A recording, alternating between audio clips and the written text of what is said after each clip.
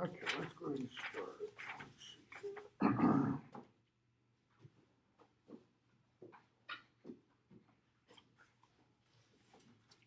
As we've done, I think, with every, every other book, let's start with the author's note on Roman numeral 8, I believe it would be. Alexander writes, this fourth chronicle of Prydain begins as a gallant, high-hearted quest, which soon becomes more intense and perhaps more essentially heroic than the preceding adventures. For here, and this is the part I wanted to emphasize, for here, Taran comes to grips with a merciless opponent, the truth about himself. Why does he call the truth about himself a merciless opponent? Any guesses? There's no right answers.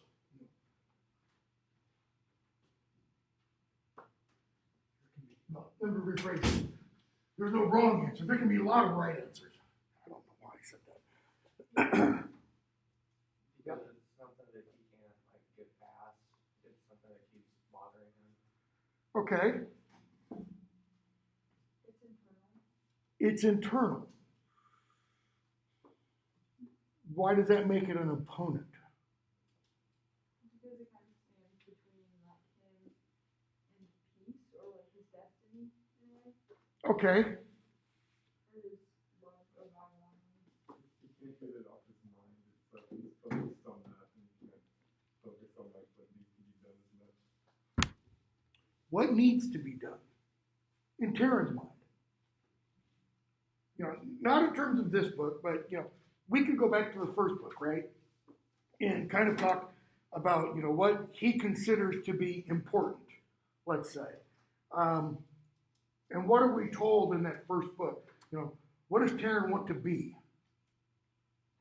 He wants to be a hero. He wants to be a warrior, okay? So what's the truth about himself that he has to confront?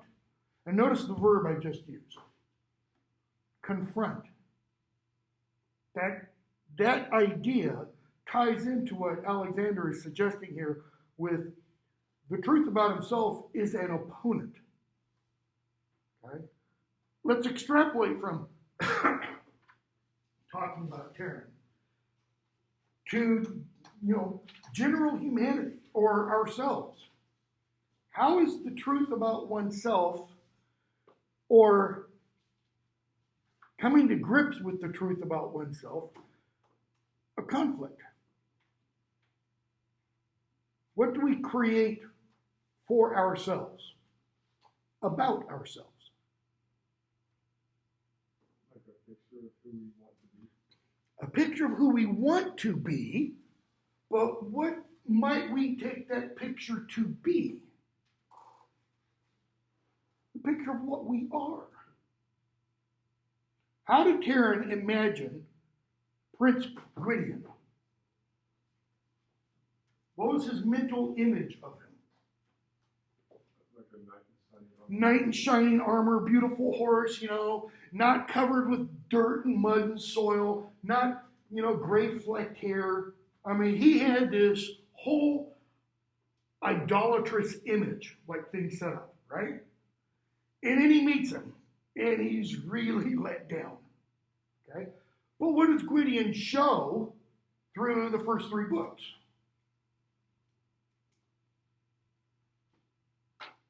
The image is unimportant. It's the actions. And, what does Taran learn in the 3rd book about what makes one a prince? It's the intent. Why does he come to respect Prince Rune? Who's a bumbling idiot? I mean, we got to be honest there. He tries really, really hard, but more often than not, he fails. But his heart is in the right place. He's trying, okay? What Alexander is suggesting here is, when we have to turn that focus that is often turned outwardly, right? It's a hell of a lot easier to judge somebody out there than it is to turn the gaze inward. Taryn, in this book, he's suggesting he's got to look inward. He's got to stop looking out there. Now, as we'll see, how does that happen? He's got to leave Caradolban, and he has to go experience all kinds of things out there. Why? Because it's the experience of those things out there that draws out what is inside. Now, what do we already know about Taryn that Taryn might not know about Taryn? Give me some qualities of him.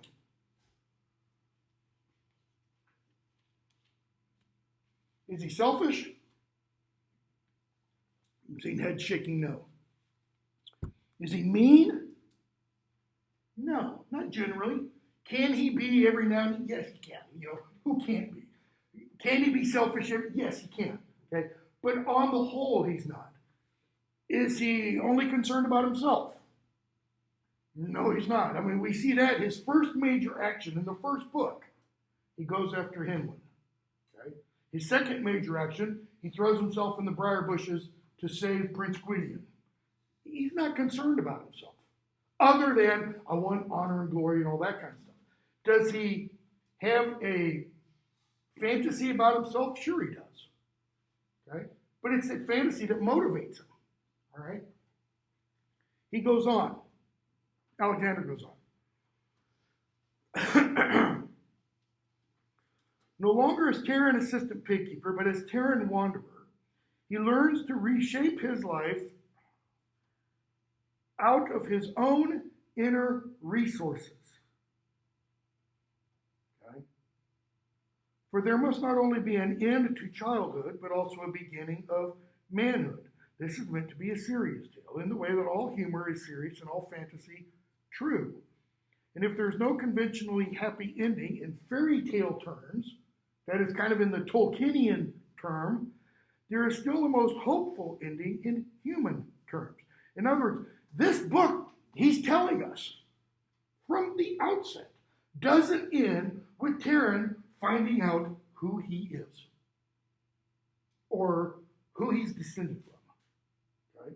So just wipe that notion out of your mind.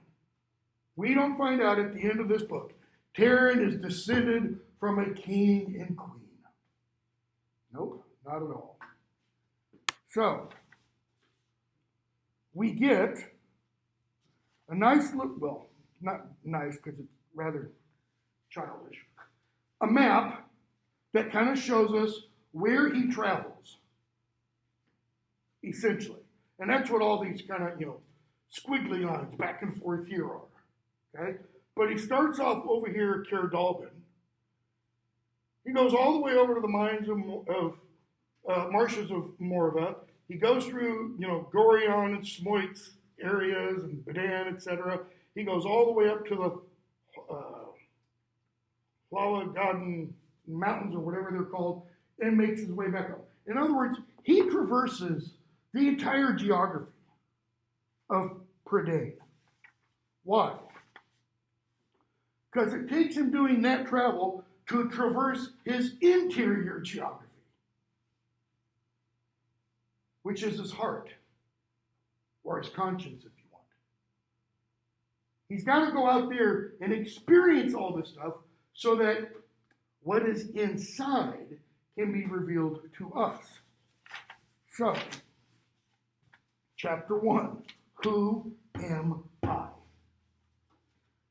Full springtime, promise of the richest summer the farm had ever seen, orchards white with fragrant blossoms, newly planted fields lay light as green mist, yet the sights and scents gave Taryn little joy.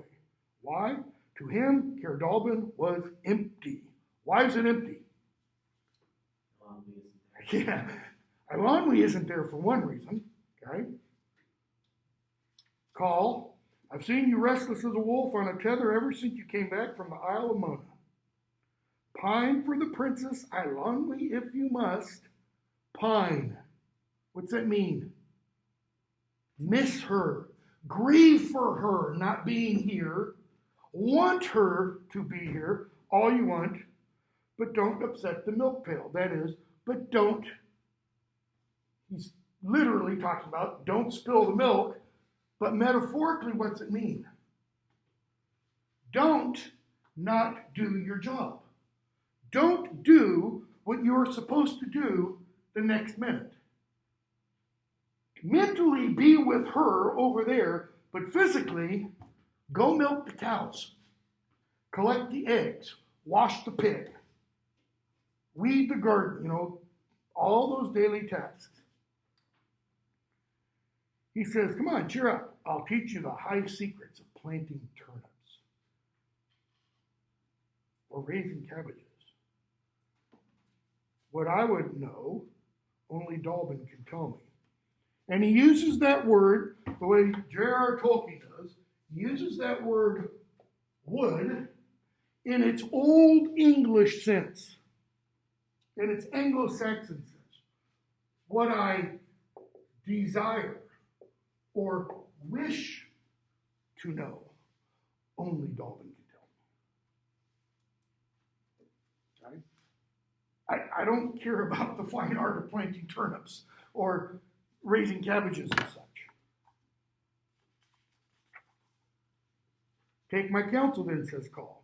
Trouble Dolben with none of your questions. In other words, don't just stop right now, kid. His thoughts are in deeper matters. Have patience and bide your time. Bide. Wait. It'll come. Some of the hardest words for a little kid to hear. Birthday's coming, Christmas is coming, the tree's loaded with presents underneath, and the parents say, be patient.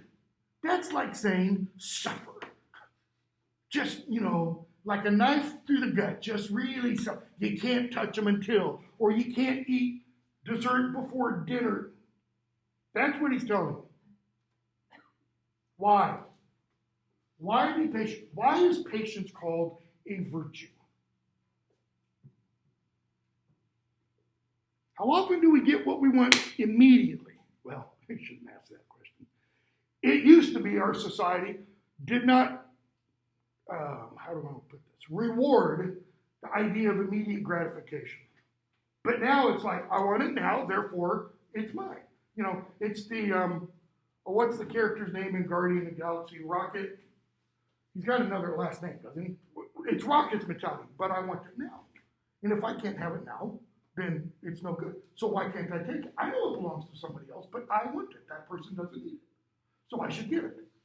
He's saying, wait. Terry, I can bide my time no longer.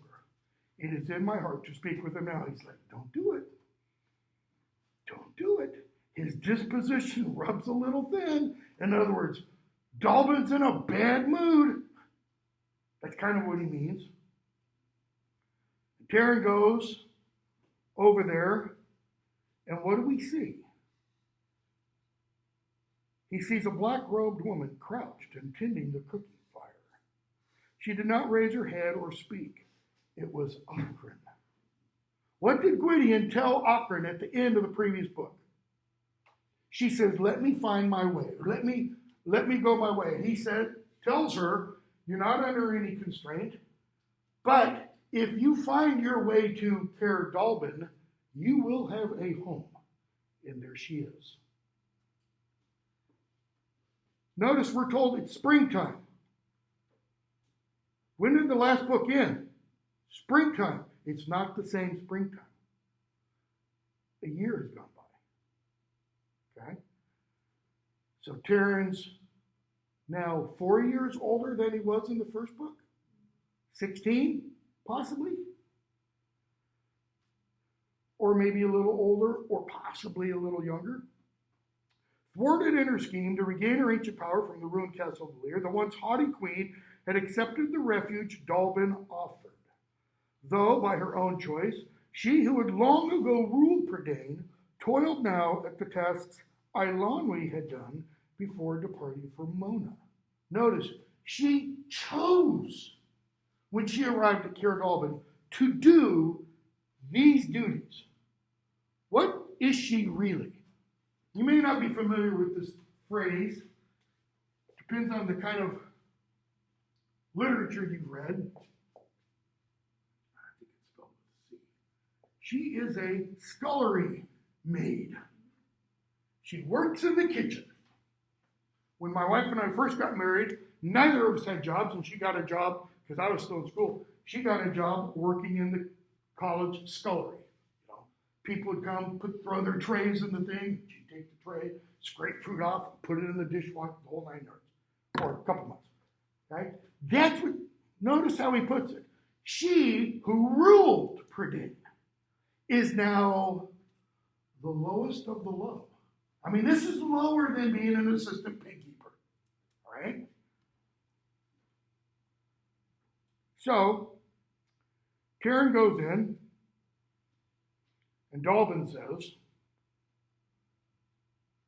before Karen can really even say anything, I never cease to wonder that the young, with all their pride of strength, that is all their glory in their physical strength of their youth, should find their own concerns such a weighty burden they must be shared with the old. That's just a long way of saying, go away. Leave me alone. Because how old is Dalbin now? 383, something like that. I think he was 379 in the first book. Or second book? Second book, because that was, so he's 381 or 382. Whereas the old,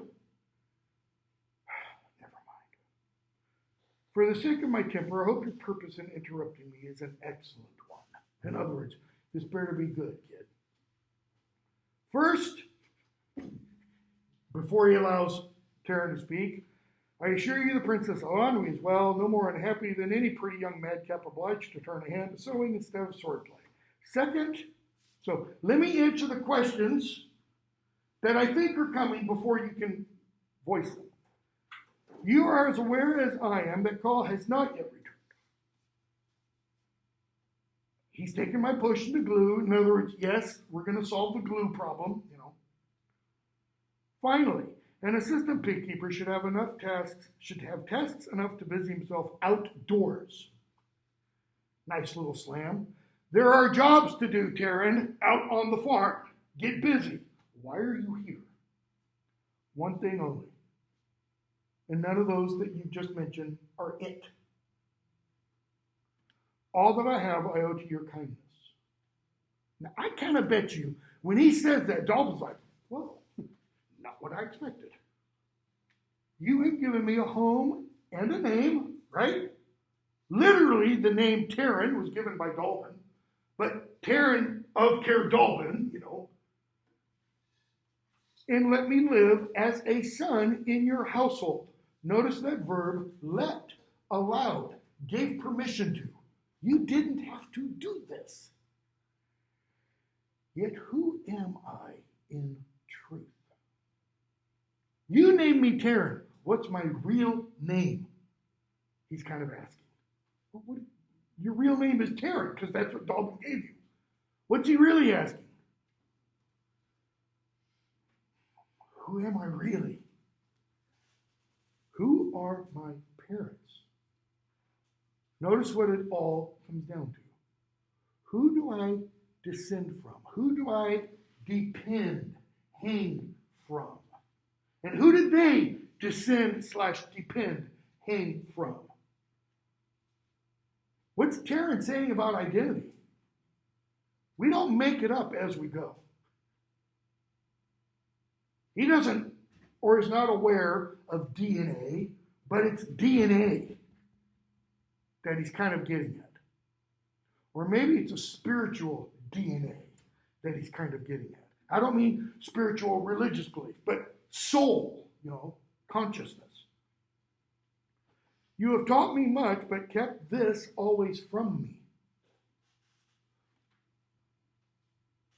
He's saying Dalton knows what?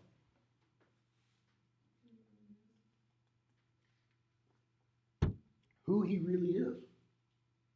I'm going to give something away. Dalton doesn't. Not even the fifth book. Dalvin doesn't say at the final climax, Taryn, you are. He never reveals that because he doesn't know. He knows an awful lot, but that he doesn't know. Okay? Dalvin. So, how does Taryn put all this? He puts it all kind of in the past. You have done this, you have done this, you have done this. But you've never done this. That is, you never told me the truth. So Dalvin asks, since it has been always thus, that is, as long as you can remember this has been the case, why does it bother you now? Why the sudden need to know the quote-unquote truth about who you are? When Taryn bows his head and doesn't answer, Dalvin says, come on. If you want truth, you should begin by giving it. In other words, there's a reason why you want to know this. Dalvin's going to dig it out. That's part of that confronting himself, finding out what's really in here, who he really is. Behind your question, I think I see the shadow of a certain golden-haired princess. Is that not so? Notice Dalvin doesn't come out explicitly and state what he really means. He says, behind your questions, Ilonwi's kind of floating in the background. Taryn's face flushes. He's got him dead to rights. Bullseye. It is so. When Ilonwi returns, it is in my heart to ask her to wed. When she comes back, I'm going to propose. But this I cannot do. I will not do. There's a difference between those two, right? Cannot and will not do not mean the same thing. Will not means you have a choice. Cannot means you're physically unable. Until I learn who I am. Why? Why? Why won't he do that until he knows who he is? Because he thinks he needs to marry someone another way. She's what? She's a princess. Therefore, what should be her opposite or her equal? A prince. It was only right that Rune should be betrothed to her. In Taryn's kind of thinking. All right? An unknown foundling with a borrowed name cannot ask for the hand of a princess. He's saying it's just not right. What is my parentage? I cannot rest until I know. Am I lonely, born, or nobly? So what, theoretically, just sheer speculation, what happens if right now Dalvin says, Taryn, your parents weren't nobly born. Your parents weren't noble, they weren't royal. Your parents used to tend Henwin before you did. Close the book. Because all those ideas, all those desires he has, washed away. Dalvin, to my mind, the latter would please you better. That is, to know that you are nobly born. It would be my hope.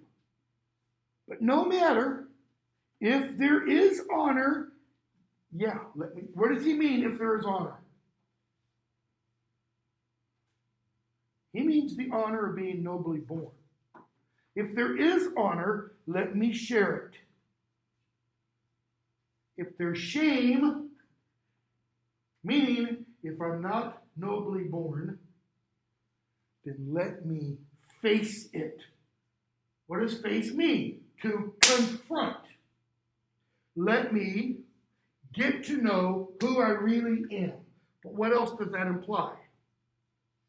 And let me stop thinking about Ilonwi. And let me stop loving Ilonwi. As if he can just immediately in his mind goes, "Whoop," and turn the switch. I no longer love him, and go about his job. Dalvin. It takes as much strength of heart to share the one as to face the other. To share the one, to share the honor as it does to face the dishonor. What's Dalvin's point? Taryn, it doesn't matter.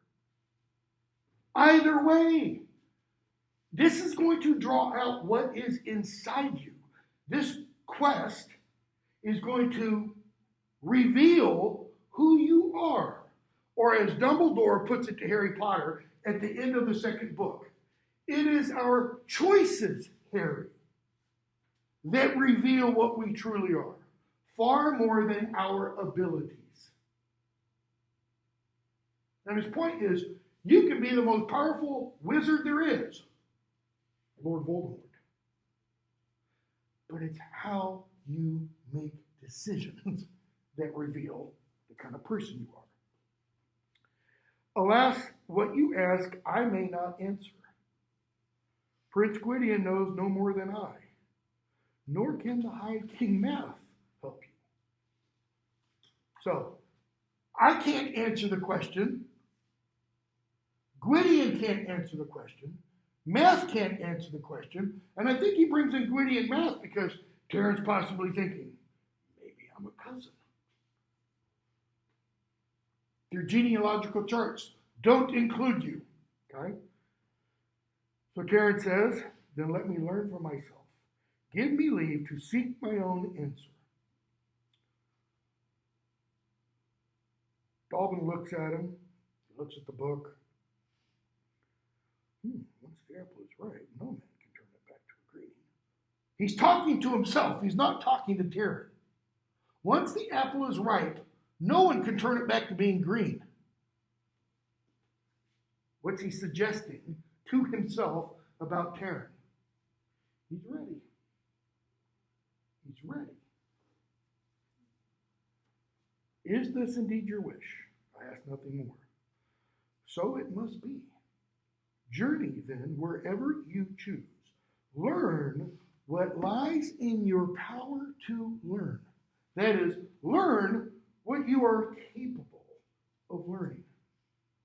Now, that's a dangerous thought if you really think about it. He's kind of saying, Terran, are you able to learn these lessons that you are going to learn on this journey? Terran, let me start without delay. Gurgi jumps up. No, I'm going with you, etc., etc. And we're told, middle of the next page, a strange glance of pity crossed the enchanter's face, Dalvin's. Gurgi's staunchness and good sense I do not doubt, he says to Terran, though before your search is ended, the comfort of his kindly heart may stand you in better stead. In other words, you should probably take him with you. If Gurgi is willing, let him journey with you. Terran says, yep. So be it. Your road indeed will not be easy, but set out on it as you choose. Why will the road not be easy? Now, it has multiple meanings. He means the physical road. Does he know where all Terran's going to go? No. But he kind of maybe has an idea. But more importantly than the physical road, it's the internal road that Terran's going to take. That's going to be difficult. Though you may not find what you seek, you will surely return a little wiser, and perhaps even grown to manhood in your own right. Do you remember what, I almost said Dumbledore, what Dalvin told Terran in first book, I think. That sometimes it's not the answer we seek that's important, but it's the journey, the process to find the answer that we learn things. All right. Have any of you read The Sword of Shannara, Terry Brooks? the novel he first wrote, and he's written, I don't remember how many, at least a dozen subsequent sequels. Because once he made $1 bazillion off that, he's just started to realize, golden goose. I mean, well, it's not a good novel. It's a complete ripoff of The Lord of the Rings. I mean, complete ripoff. You've got a guy who's on a quest, but he's on a quest to find something rather than destroy something. You have a magical wizard. The wizard is named Al-Anon. Why he chose Al-Anon, nobody really knows, other than probably the big drug rehab thing in the 1970s was named Al-Anon, okay? And a whole bunch of other stuff. Anyways, I'm going to give away the big reveal. Sorry. The Sword of Shannara is an ancient heirloom sword made by the elves, all right? Kind of like Aragorn's sword in The Lord of the Rings. And what everybody thinks is that this sword is this mighty weapon. I mean, you get this sword and enemies will just fall down before you. You don't even have to kill them. They'll just fall on their own. You just hold it and they... The big twist, and I used to teach it in my fantasy lit course, is pure genius on Brooks's part, is in order to wield the sword, you have to be able to accept what the sword reveals to you.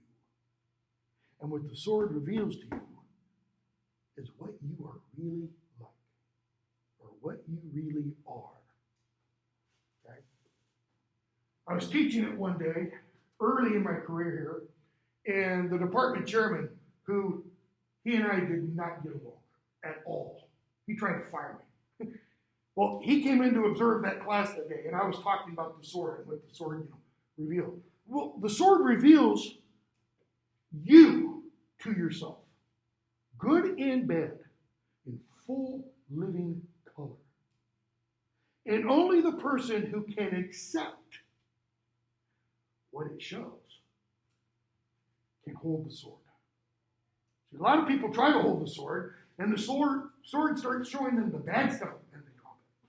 They can't accept it. They can't accept it. That's the real me. And, and I was going on about this, talking about people out to get you, blah, blah, blah, blah, blah. And, guys sitting in the back, taking notes. And nobody else does that kind of reveal or turn in, the fantasy literature, at least that I've read. And so what the character, Shay, if I remember correctly, he's got to stand there and see how he has slighted people, how he has abused people, how he has given people the cold shoulder all his life, and accept it. It's not just seeing it, it's accepting it. It's, yes, that is me. That's what Taryn's going to have to do. He's going to have to see all of that in himself, okay? So, you will return a little wiser, and perhaps even grown, okay? So,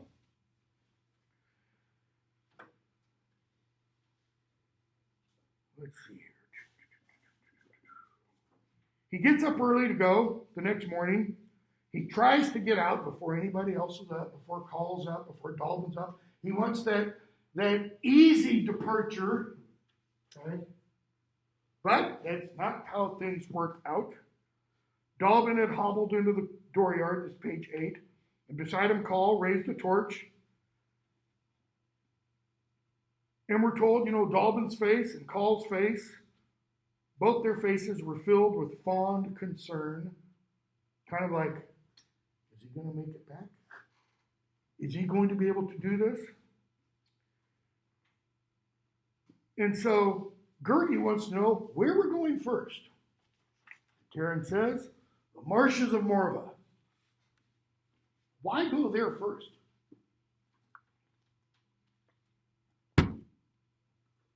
What are the 3 old ladies again? Possibly the Fates. Who better to ask? Who am I? Than Fate, Can you dial the picture back a little bit, And Gergie's like, no, no, no, no, no. Why? What did they threaten before? Yeah, turn them into toads and, things like that. So Terrence says, page 10, yet I mean to face them again. Urdu, Orwin, Orgok, she, they, whatever they are, they're as powerful as Dalton. As powerful as? Isn't that maybe slighting them just a little bit? Aren't they more powerful than Dalton? Dalton wouldn't have any power if it weren't for them. Okay? Perhaps more powerful. Nothing is hidden from them. All secrets are open. They would know the truth. Could it not be my parents were of noble lineage and for some secret reason left me with Dalton to foster? But kindly master is noble, Gergie says. Noble, generous, good. Okay. Now, there's that phrase, out of the mouths of babes, out of the mouths of subhuman creatures. It's kind of like when Dobby in the second Harry Potter novel tells Harry he's good, noble, courageous, humble, etc. And Harry's like, oh, stop it, Dobby. Keep going. I speak of noble blood. Harry. Terran's concerned with really one thing, right? What's the one thing? I have to be of noble blood. Why? So I can marry the girl. What has Gergie just told him? You are noble. You are generous. You are good. He has all those qualities. What did the sword of Dernwin have inscribed on it? The way Ilani first read it, and then she corrects it. Of noble worth. But first she said, of royal blood, if I remember correctly. And then she said, no, of noble worth. And he's still thinking that means bloodline. I speak of noble blood. If Dalton cannot tell me, then Orthu may. Whether she will or not, So what's he already got to be thinking? How do the three work? You gotta give something up. What thing do you have to give up? What does he know? Say that again, louder. What he treasures What he treasures most. most. He and Gergie are going, what is it he treasures most? At this point. Ilonwi? The memory of her, the thoughts of her. So what's he going to trade? My love for Ilonwi for the truth? Well, that's a screwed up trade. Because if they take that bet, they tell him his truth, he loses Ilonwi. In which case, the truth doesn't matter anymore. See, Terrence he hasn't really thought this through in terms of what he's going to exchange. Okay? So they make their way in page 12. They get to the cottage, and we're told, bottom of the page, the three enchantresses, so far as Taryn could see, had been busy at household tasks. Orgok, her black hood shrouding her features, sat on a rickety stool, trying without great success to tease cockleburrs from a lapful of wool shearings. So somebody had sheared a sheep, and there's this pile of wool, and the wool is full of burrs. And she's sitting there trying to pull each one out. Why? Because you have to have the wool nice and clean so that you can spin it into thread. So that's what she's working on. Orwin, if indeed it was Orwin, was turning a rather lopsided spinning wheel. The milky white beads dangling from her neck seemed in danger of catching in the spokes. Orther herself, he guessed, had been at the loom that stood amid piles of ancient rusted weapons in a corner of the cottage. The work on the frame had gone forward somewhat, but it was far from done. What does he mean the work on the frame had gone forward? 2 years ago, right? Black Cauldron, they'd seen this work, and it was just, kind of higgledy-piggledy. They couldn't tell anything of what was being woven. Now, it's progressed a little bit. Knotted, twisted threads straggled in all directions. And what looked like some of Orgok's cockleburrs were snagged in the warp and weft. That's, threads going this way and threads going this way. Also called the warp and woof. Okay? Terran could make out nothing of the pattern, though it seemed to him as if by some trick of his eyes that vague shapes, human and animal, moved and shifted through the weaving. So he can't make out the pattern, but it's like if he looks at it from the peripheral vision of his eyes, he sees things kind of moving there. So they talk back and forth, and page 13 towards the bottom, Orthu tells Terran, few in Prydain have been willing to brave the marshes of Morva, and of those few, not one has dared to return. Okay? Iran hasn't come back. Dalvin hasn't come back. Prince Gwydion, assuming he'd been there before, hasn't come back. You alone have done so. What's that tell us about Terran? One of two things. The two things are almost complete opposites. He's either exceedingly brave and courageous, or he's a damn fool. He's just a total idiot. Orwin, ooh, Orthu, he's a brave hero. Orthu, don't talk nonsense. Orwin, there are heroes in heroes. I don't deny he's acted bravely on occasion, which is telling us what? Where has she seen Terran? The one time previously, right? How does she know how he's acted bravely on occasion, other than the one time visiting them? Just kind of let that question sit in your mind. He's fought beside Lord Gwydion and been proud of himself as a chick wearing eagle's feathers. That is, Gwydion's the eagle, and Terran has pulled the eagle feather and stuffed it in his wings, so to speak. Right? What did he tell Eladier? Second book at the beginning. I have fought alongside Prince Gwydion. And he's like, don't beat mouth about yourself. But that's only one kind of bravery. Has the darling robin ever scratched for his own worms? So we go from eagle to chick to robin. And what's that question mean? Has he ever done what?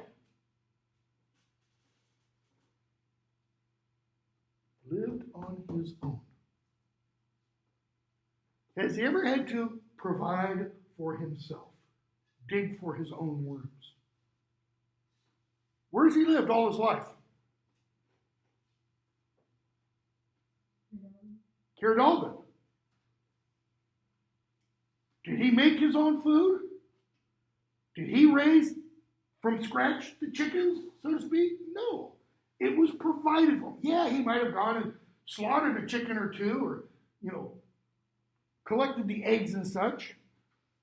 But there's a huge difference between making one's own breakfast in a home where everything is provided and going out and being on one's own and having to go to the store, buy the groceries, work the job to make the money to go to the store to buy the...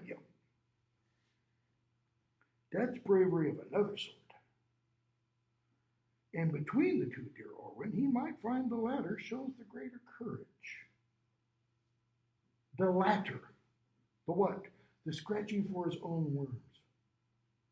What's another way of putting the scratching for his own worms? As opposed to fighting alongside Gwydion. Fighting alongside Gwydion belongs where? Oh, that's high heroic fantasy. That's being a real hero. That's, SEAL Team 6 kind of stuff. The other is what? The heroism of day in and day out. Doing what needs to be done. Which we don't think of as heroic at all. We don't think of getting up, going to work, and doing the job well, and making an income, and providing for oneself or one's family as being heroic.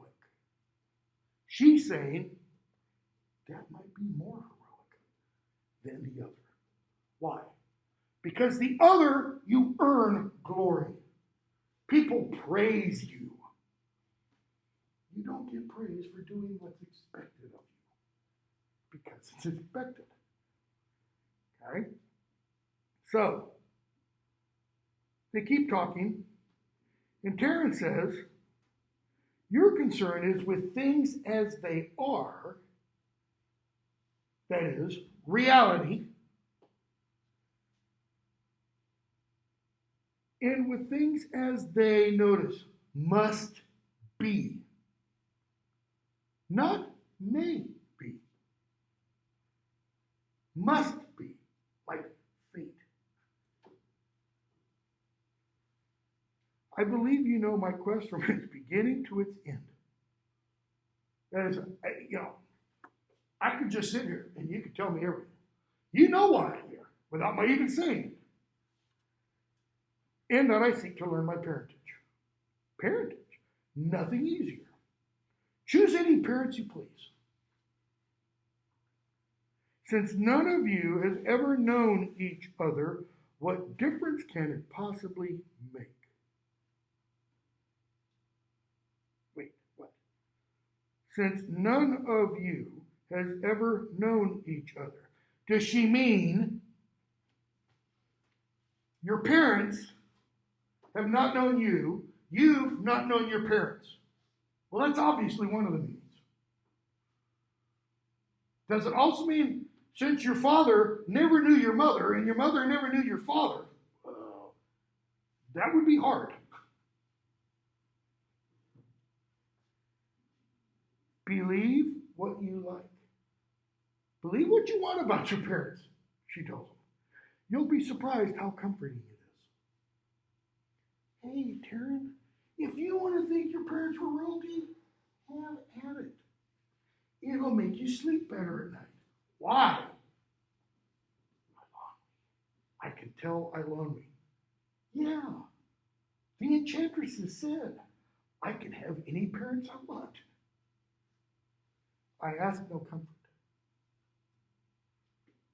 but the truth, be it harsh or happy. I don't want to be comforted, he tells them. I want what? The cold, hard facts. Ah, my sweet Robin, for the finding of that, nothing is harder. Why? Because that's a confronting, again, facing reality. Okay? So they go on and talk about, frogs and serpents and such. Page 16, Taryn finally asks, will you tell me what I ask? If not, we'll leave. Of course we'll tell you, she says. My brave tadpole. Why not call him a toad or frog? What's the difference between a tadpole and a frog or toad? It's what develops into a frog or toad. She's saying, you're still in the process of growing. You might grow into a frog or toad that would be good for eating, at some point. You shall know all you seek to know. Once we've what? settled on the price. Since what you ask is of such importance to yourself, at least, the cost may be rather high. I'm sure you thought about that before you came. That is, what are you willing to bargain for? Taryn, when we sought the Black Cauldron, you took Adion's enchanted brooch in fee, the one thing I treasured most. Since then, I have found nothing. I have prized more. She goes, yeah, but that bargain's done, kid. That doesn't count for all bargains, you know. And Orgok says, last time you would have taken one of his summer days. Orin, there's a golden-haired girl with him then. Pretty little thing. He surely has lovely memories of her. Could we not take them? Notice, she doesn't say, could we not take one? Could we not take them? All the memories. Imagine if Taryn were to say, sure. And the next time he sees Alonwe, hi, nice to meet you. My name's Taryn. And she would probably slap him. How delightful it would be to spread them out and look at them during long winter evenings. Taryn, even you would not be so pitiless. Has anyone ever said that fate is merciful? No. Would we not, Orthu says. Pity, dear Gosling, simply doesn't enter into the equation or into the question. So Taryn says, hear me then. It is true I own little to treasure, not even my name. Is there nothing you will have of me that this I offer you? Though he had taken this decision at Caerdalban, waited carefully with the moment upon him, he nearly faltered and longed to return from it. Whatever thing of value I may find in all my life to come, the thing I may treasure the most in the future, the greatest treasure that may come into my hands, I pledge it to you now. It shall be yours, and ye shall claim it when you please. And notice, Gurgi stops whimpering, the enchantresses kind of stop, but Taryn notices the images on the loom in the tapestry that have been woven so far, they all start to move. Does your quest mean so much that you will spend what you have not yet gained?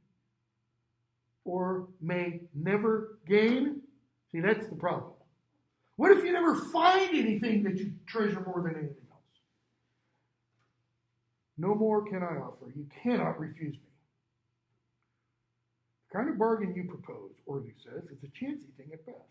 Really satisfies no one. Nothing is all that certain, right? Think about it. I mean, think of that sentence. Nothing is all that certain. Because all that certain implies what? There is something there. There is a real reality. There is something objective. If it is certain, then it can be known. But nothing is nothing. You can't know nothing because it is unknowable. I mean, it's pretty deep stuff Taryn's facing. Very often we found the poor sparrow who makes such a pledge never lives long enough to fulfill it. When he does, there's always the risk of his turning, well, what shall we say, a little stubborn. Usually ends with unhappy feelings all around, like, the little sparrow getting eaten by the... Once we might have accepted, but not anymore. No, that won't do. Says, but there's not other things, other to answer your question. We can give you that kind of help. Okay? Taryn, who can answer my question? And they mention a bird,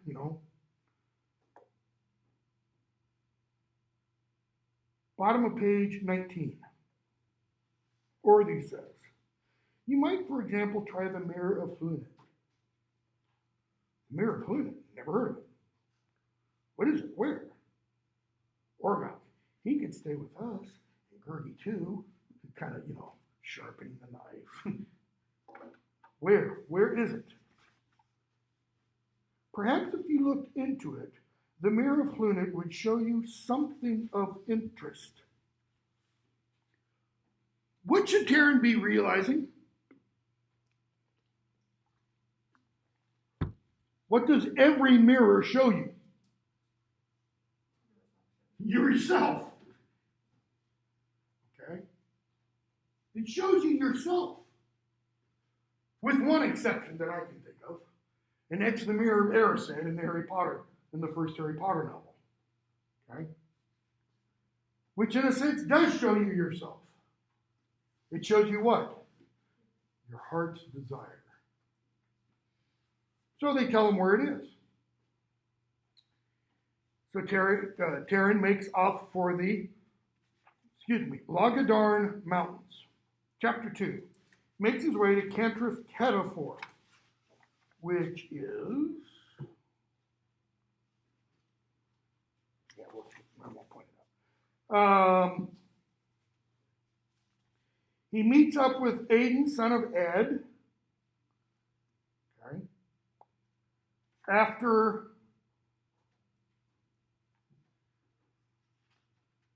he gets captured, let's see. Page 26. Aiden's house is not a house. It's a hut. But Taryn is surprised when he gets inside at its snugness and neat furnishings. Aiden is of what, let's call it, socioeconomic status. Is he royal? No. He's a peasant. He's down there at the bottom. He's what Taryn doesn't want to be, or doesn't want to be born of.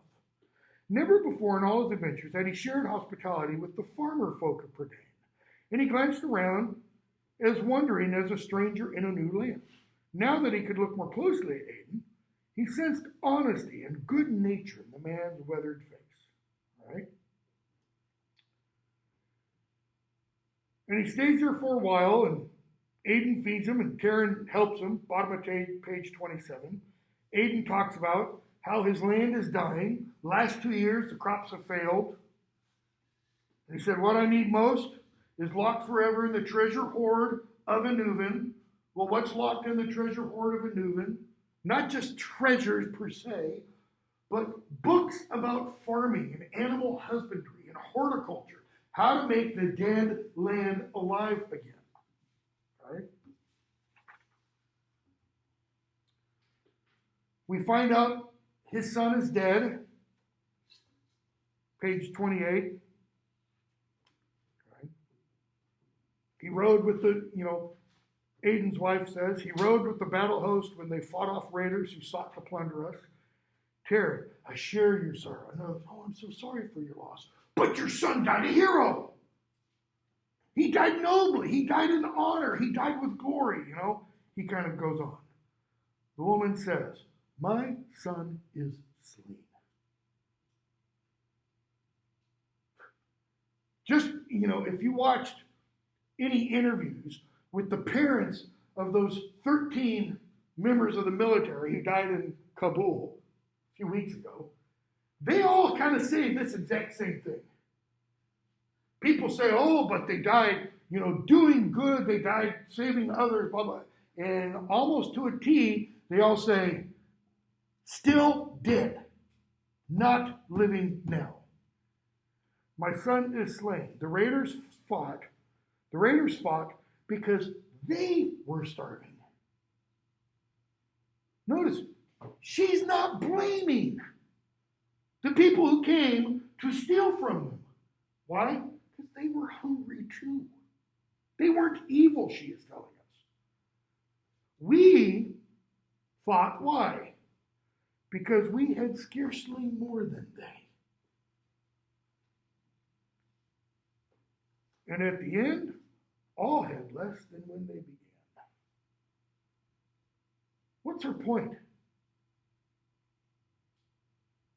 Don't give me this BS about an honorable death. She's telling us, there was no honor there. We had hardly any more than what they had. We're each just fighting to save ourselves. Now, for us, the labor is too great for one pair of hands, even for two. Aiden says, doesn't matter. All save one of my fields lies fallow, but in this one have I spent all my toil. Lies fallow means I just let it go to seed. Weeds and everything else. I've got one field left. And he says, in this one I've spent all my toil. When my wife and I could no longer pull the plow ourselves, I broke the earth with my own hands and sowed it grain by grain. Okay, look at that. When we could no longer pull the plow ourselves, that is, when one of us strapped the harness to our back and the other stood behind with the plow, and the one pulled, which is what an ox is supposed to do, when we could no longer do that, he says, I got down on my hands and knees and broke the ground and we planted the seed. Remember what Adion said? There is more honor in a field well tilled than in a field steeped in blood. Okay? Yes, and weeded it blade by blade. So, page 29. Karen knelt, took up a handful of earth. Aiden had spoken the truth. The soil had been tilled with utmost pains. And Karen watched the farm with growing respect and admiration. The farm could indeed yield richly. In other words, this is good soil. And Terence stood a moment looking toward the fallow ground, barren for lack of hands to labor. With a sigh, he turned quickly away, his thoughts once more on Melinless, the horse that he had that was taken by the raiders. Because he's thinking what? We're not told immediately. If I had Melinless, he could do what? I could plow this field quickly. I could make it so they could grow grain to survive them through the winter and such. How he might regain the silver-maned stallion, Karen could not foresee, but he had determined to make his way to the stronghold of Lord Gorion, where, in Aiden's judgment, the warriors had surely taken the animal. So he's going to go get his horse, it's implied, and come back and plow the ground. He saw no other means to repay them for their kindness. So he gets ready to leave. And Alarka, Aiden's wife, says to Terran, bottom of 29, will you still follow your own path? Have you turned from home and kinsmen? What mother's heart longs for her son as I long for mine? Why don't you go back to your parents? Terran, I have no mother that I know of, and none that knows me. Aiden says, you have been well taught in the ways of farming. If you seek a place of welcome, you can stay here. Whatever other welcomes I find, may they be as open-hearted as yours. So Terran befriends this guy, okay, and he goes off to Lord Gorion, chapter 3. Let's see here.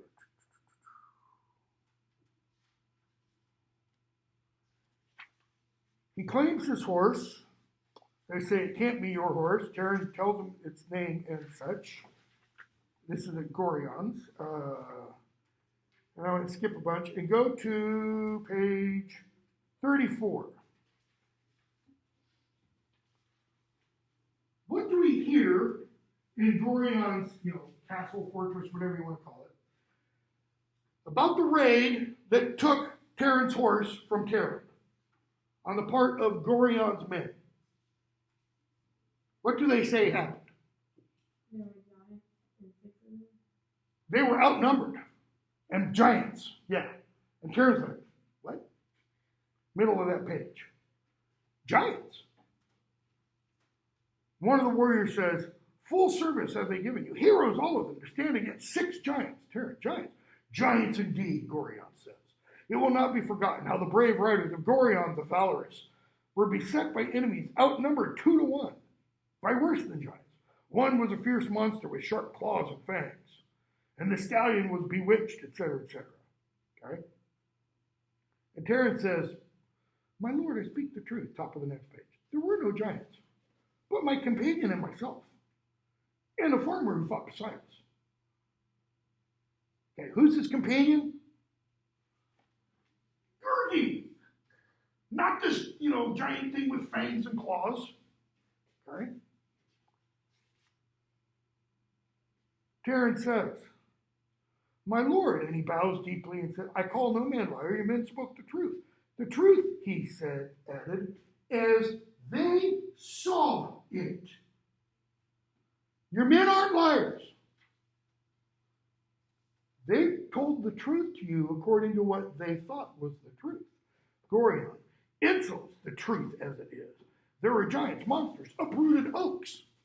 Uprooted oaks? What? That was the staff Aiden had. Okay? Terence says, here's what I believe. Okay, this is showing us something about Terence' smarts, his wits, when push comes to shove and when his back's to the wall. The sun was low. Our shadows made our number seem twice as great. Indeed, your men saw double what we truly were. What's he doing? What's he trying to give Gorion? Kind of. He wants to allow him to save face. See, Gorion's all about glory and honor and praise. Terence trying to allow him to save all that, to keep all that by saying they thought they saw double the number there were because of the poor lighting and the shadows and things like that. As for giants, again, the long shadows of sunset gave us such height that any man could mistake our size. The oak tree. The farmer bowed a stout oaken staff. His arm was strong, his blows quick. He smote with a mighty hand. The monster! The monster stands before you. He has long been my companion. I know him to be gentle, but he is fierce when pressed. Gergi, yes, Gergi, yes. The face of the cantor's lord had begun to furrow. He says, you mean to shadow the bravery of those who serve me? Another insult. If your warriors believed they had seen what they claimed and fought accordingly, their bravery is no less. What is Terence doing on behalf of the warriors that Gwydion did on behalf of Terence in the first book? Accepting your intention. Bingo. He's saying what they told you. Now, does Terence know that what he's saying is false? Yes, he does. But why is he doing it? Because he's allowing Gorion to continue believing and thinking the way he wants to think. And Terence is doing that for one reason. To save himself. Okay? If your warriors believed they had seen what they claimed and fought accordingly, their bravery is no less. Indeed, is every bit as great as their truthfulness. These are no more than words, says the master horse. Show me deeds. There is no creature on 4 hooves that I cannot ride save this one. You churl, will you dare to, you churl. Churl means someone who is tied to the earth. Peasant, farmer. Right? The master horse says, I can ride any horse on the earth, but not this one for some reason. You say the horse belongs to you. Prove it. Ride the horse. And Terence like, yes. Got him.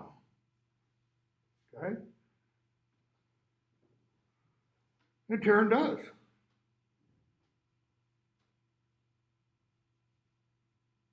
Or actually, he says, Gorion wants to. And Taryn thought he'd seen, page 37, a flicker of relief in Gorion's bruised face. And Taryn says, not so. Would you have your liege lord ride a pig keeper's nag? I'm an assistant pig keeper. You're going to have your lord ride my horse? Come on. Your lord shouldn't even be looking at this horse. Is that fitting to his honor? And yet, my lord, were you to take him as a gift from me, what? In other words, I'll offer him insults, impertinence, insolence. How I take no gifts from a pig keeper. See, what's this showing on Taryn's part? He's mentally, let me put it this way, he's not just an assistant pig keeper. What's this revealing from inside? Taryn's wise. He's very wise for someone his age. Okay? So he gets on his horse. Gertie gets up behind him. Oh, wisdom that wins horses from prideful lord. Okay? Where'd Taryn get the horse? From Prince Gwydion. What do you think Gorion would do if he knew now that he just allowed a horse given by the person next to be High King of all Prydain had just left his grasp? But didn't Brian tell him that Malalas was from Gwydion's horse? Gwydion. He said that earlier. Yes, he did. He says, I can find the spot.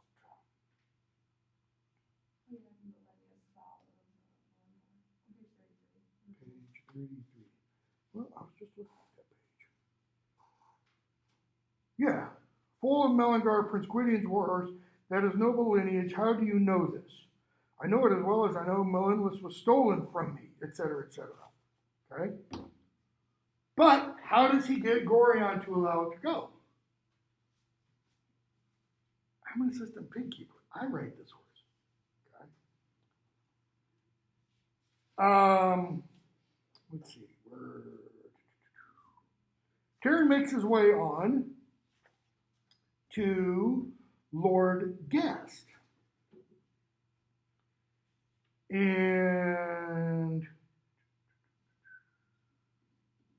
page 39 meets up with Fluther, who's also there.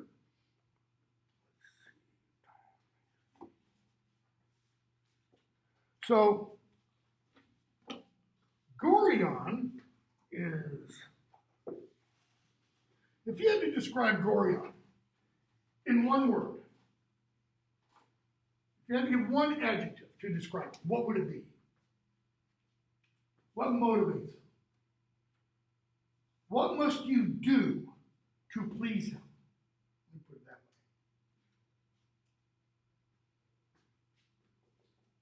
way. Flattery? Assuage his sense of pride? Okay. His sense of glory? He can't be ever anything higher, trying to figure out how to put this. He's always got to be the best there is, the highest there is, the most well thought of, etc. Now we're going to talk about Gast. Gast is going to be different, okay? So, what describes Gast? What term does Gast often use to describe himself? Okay, so flattery and pride and heroic. Okay?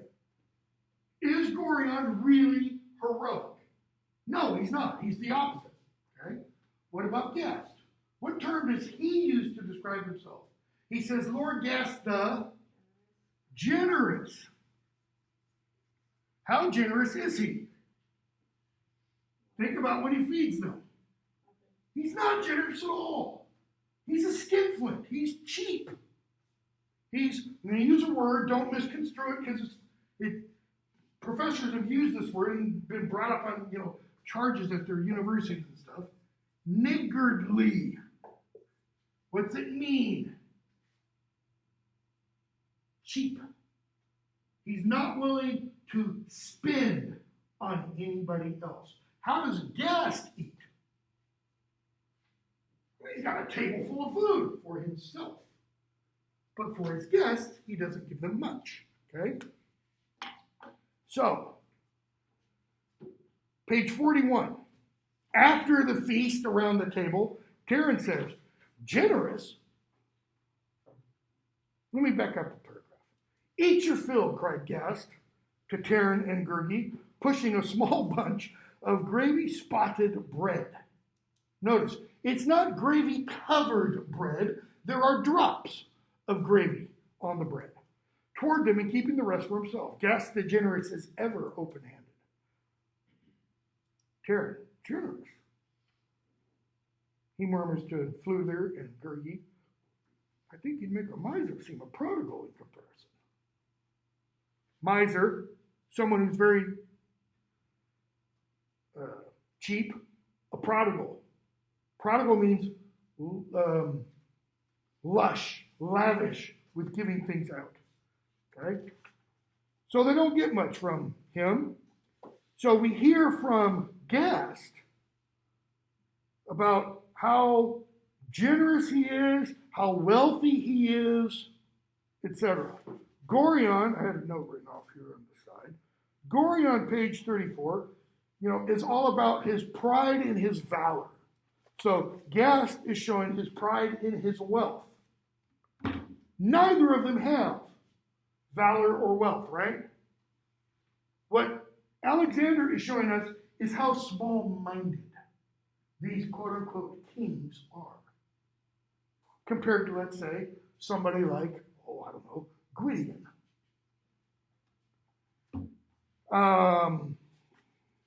Skipping a bunch. So we hear about the cow, Cornillo, and top of 44. Taryn's talking about Gast's generosity as they get ready to leave. It's a generosity that could starve us to death, Taryn laughs. Gast thinks himself open-handed, as Gorion thinks himself valorous. And as far as I can judge, neither one has the truth of it. They both seem pleased with themselves. Indeed, is a man truly what he sees himself to be? See? Gast has created an image of himself that he believes in. Gorion has created an image of himself that he believes in. Taryn, first 3 books, has an image of himself that he believes in. Now he's questioning that image, which is why he asks, who am I? Who am I really? Okay? So he sees these types, let's call them, like a stereotype. He sees these types of individuals. He doesn't want to be like either of these two. And he isn't like either of these two.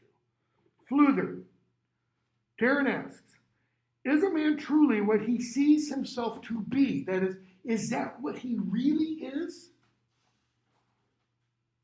Fluther, only if what he sees is true. That is, how do you define truth? How do you define something that is true? One of the old definitions doesn't really hold anymore because does it comport with reality? That is it what reality kind of acknowledges to be true, I shouldn't use this example because there are teachers today who say this is no longer true. What's the reality? 2. How do you know? 1 and 1, and you have 2. Okay? I should even have to say you can't deny that, but there are some who actually do. So, Fluther. And if there's too great a difference between his opinion and the facts, between what he sees about himself and the facts of himself. What are the facts we've seen? Let's say about Gast. Is he generous? No. The facts say no. If he were generous, he would give Taryn and the others as much food to eat as he eats. But he doesn't. All right? Then, my friend, that is, if there's too much difference, then I should say that such a man had no more substance to him than Gorion's giants. Taryn, Fluther, but don't judge them too harshly. These Cantrim nobles are much alike, prickly as porcupines one moment, friendly as puppies the next. They all hoard their possessions, yet they can be generous to a fault if the mood strikes them. As for valor, they're not cowards. Death rides in the saddle with them, and they count it nothing. And in battle, I've seen them gladly lay down their lives for a comrade. At the same time, it's also been my experience in all my wanderings that the further from the deed, the greater it grows. And the most glorious battle is the one longest past. So it's hardly surprising how many heroes you may run into. Okay, why does the deed grow more glorious the farther in the past it is? What's Fluther's job? He's a bard, right? He sings songs. What kind of songs? Songs to praise the glorious deeds done before. Well, on those glorious deeds, you know, you played the telephone game or whatever it's called. You tell somebody, and it starts getting added to as the years go by. Okay? Why does Alexander include this little section? Has Terence started to believe possibly some of his, I think I mentioned before, my daughter's an ICU nurse. She did this tweet last year, went viral, like 1 million retweets. Got interviewed by CNN and stuff. And she's since been on CNN multiple times and been on CBS Sunday morning. She did a panel in Nashville with some doctors and stuff that got picked up on NPR and was on NPR in the morning. It was all her. It wasn't any of the doctors. She's a nurse. Okay? And every now and then we'll joke with her. I've been reading your press clippings, and she saves all the negative stuff. I mean, people going at her, left and right kind of thing. Does Taryn believe his quote-unquote press clippings in terms of the songs that Fluther has composed and such? Is part of what he has to learn is to unlearn some of what he thinks? We don't have time. Chapter 4. So we'll pick up, whatever day, Tuesday, with a matter of cows. I know we've only got, I believe, 2 days assigned for Terran Wanderer. 1.5 days assigned for Terran Wanderer. We're probably going to take at least 3 days for Terran Wanderer. Not at least. We'll get it done in 3 days. Okay, so we'll pick up there.